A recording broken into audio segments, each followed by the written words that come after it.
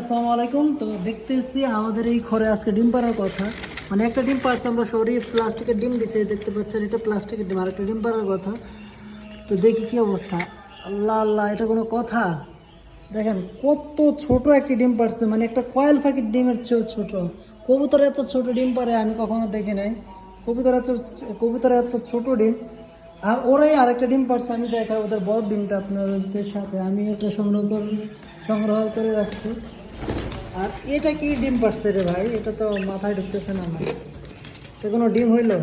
দেখেন এই ডিমটা কিন্তু পারছে সবার প্রথম ওই কবুতরটাই, কিন্তু তারপর এই ডিমটা পারছে। এবার দেখেন ওর সাথে ওর কি দেখা যায়, একটা বাচ্চা না, একটা কয়েল পাখি ডিম। আরো পর আমি আপনাদের দেখাই, একটা কয়েল পাখির ডিম আবার এখানে পারছে, কয়েল পাখি।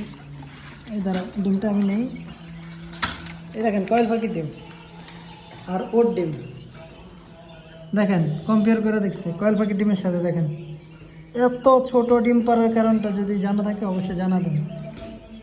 কবুতর কয়েল পাখি কোনটা কার ডিম?